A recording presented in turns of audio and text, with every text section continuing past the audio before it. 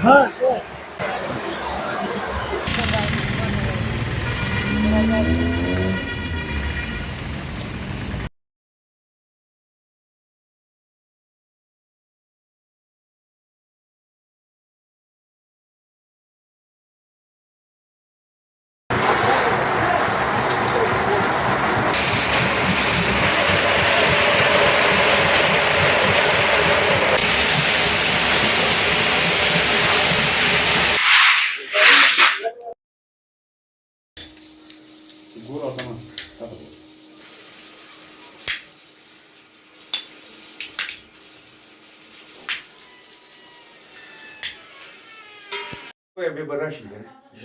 إذا بدك خبري يا سالم.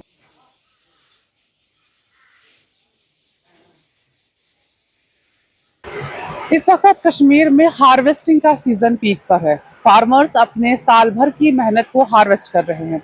वहीं अब अखरोट हार्वेस्ट करने का जो सीजन है वो भी शुरू हो चुका है और इस वक्त लोग जो है वो अपने अखरोट की बागों में जाके अखरोट की हार्वेस्टिंग कर रहे हैं। इस वक्त मैं जिला गांधरबल के गुटली बाग इलाके में मौजूद हूँ, जहाँ की 90% आबादी अखरोट के काम के साथ वाबस्तगी रखती है। और इस वक्त भी यहाँ पर पूरे इलाके में हम जहाँ पर भी नजर डालते हैं अखरोट के बागों में हार्वेस्टिंग जो है वो की जा रही है। इस रिपोर्ट में आप देखेंगे कि किस तरीके से अखरोट की हार्वेस्टिंग की जाती है, कितने चैलेंजेस आते हैं, क्योंकि अखरोट की हार्वेस्टिंग बाकी फसलों की हार्वेस्टिंग के मुकाबले बहुत ज़्यादा मुख्तलिफ और बहुत ज़्यादा चैलेंजिंग होती है। तो इस रिपोर्ट में आप पूरी प्रोसेस जानेंगे किस तरीके से हार्वेस्टिंग होती है और फिर किस प्रोसेस से गुजरकर ये अखरोट मार्केट तक पहुंचता है, जहां से आप इस अखरोट को खरीदते हैं।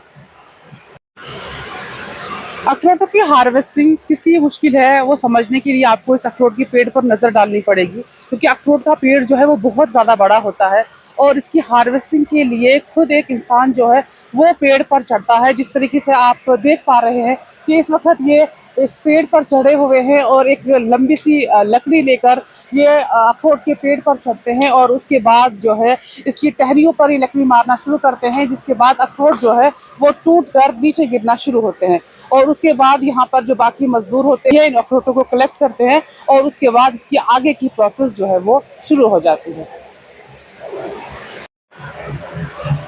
इस वक्त इस अखरोट के बाग के ग्रोवर हमारे साथ मौजूद हैं, इनसे बात करने की कोशिश करेंगे। सर, मुझे आप अपना नाम बताइए और इस इलाके की खासियत बताइए, क्योंकि कहा जाता है कि इस इलाके की जो अखरोट है बाकी इलाकों के मुकाबले काफ़ी बेहतर होते हैं।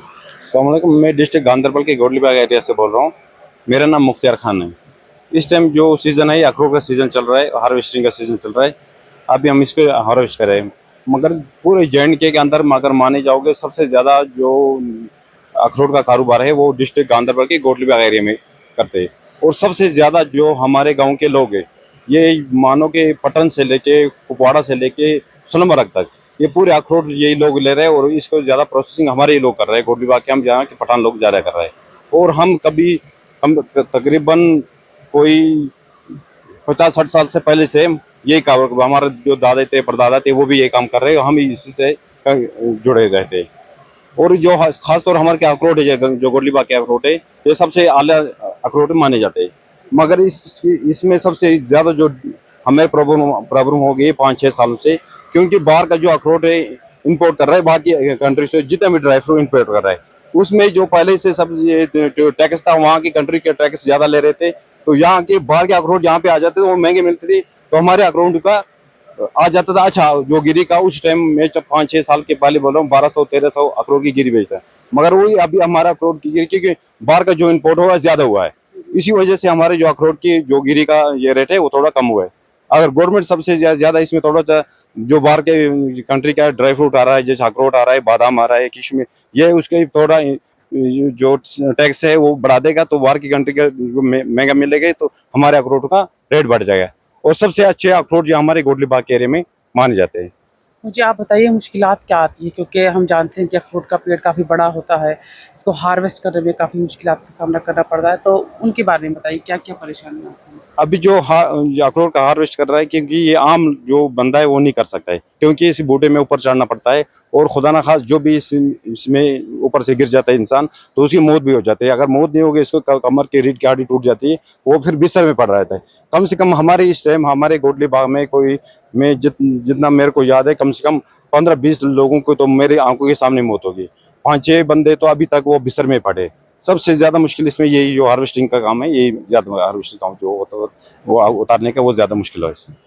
तमाम प्रोसेस को पार करते हुए आखिर में ये अखरोट यहाँ पर पहुँचते हैं जहाँ पर इनको सुखाया जाता है, एक खुली जगह में जहाँ पर धूप की डायरेक्ट लाइट जो है यानी कि सनलाइट जो है इन पर पड़ सके, और 5 से 8 दिन इनको इसी तरीके से सुखाया जाता है और फिर यहाँ से इनको पैक कर कर मंडियों में पहुँचाया जाता है जहाँ से ये मुख्तलिफ बाज़ारों में पहुँचते हैं।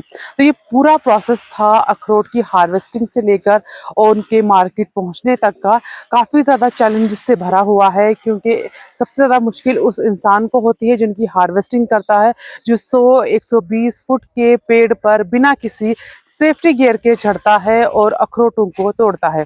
इसीलिए यहाँ के लोगों का ये मुतालबा है सरकार से कि सरकार को कुछ इक़दामात उठाने चाहिए, कुछ ऐसे सेफ्टी गियर्स जो है उनको प्रोवाइड करवाने चाहिए ताकि अगर वो 100-120 के फुट के पेड़ पर चढ़कर इन अखरोटों की हार्वेस्टिंग करे तो कम से कम उन्हें जान का खतरा ना रहे। जी जम्मू कश्मीर लद्दाख के लिए गांदरबल से मैं सबा अंसारी।